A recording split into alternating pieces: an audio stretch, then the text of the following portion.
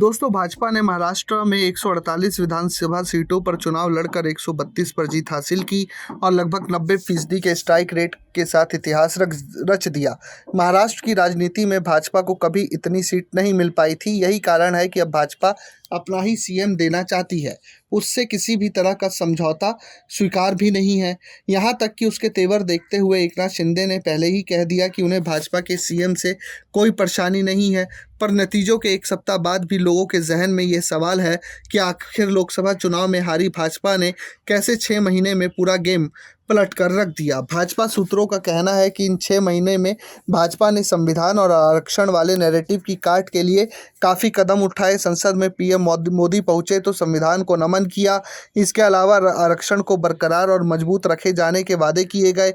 इससे विपक्षी नैरेटिव की काट हुई, जिसने लोकसभा चुनाव में प्रचार किया था कि भाजपा इसलिए 400 सीट मांग रही है ताकि संविधान को बदला जा सके और आरक्षण खत्म हो जाए। इससे नैरेटिव को 6 महीने में भाजपा नेतृत्व ने खत्म करने की बहुत सी कोशिशें की।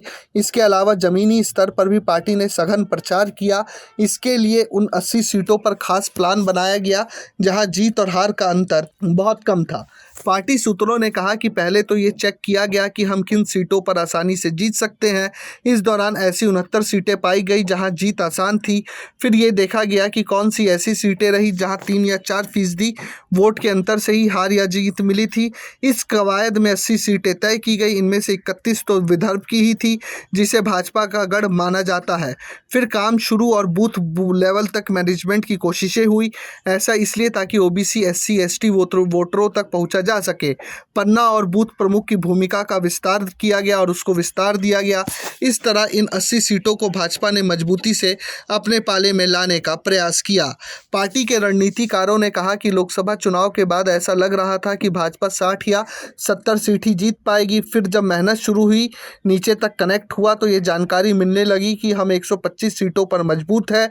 एक नेता ने कहा कि इस दौरान ओबीसी वोटरों पर खास फोकस किया गया। इसी के तहत पंकजा मुंडे की सक्रियता को बढ़ाया गया।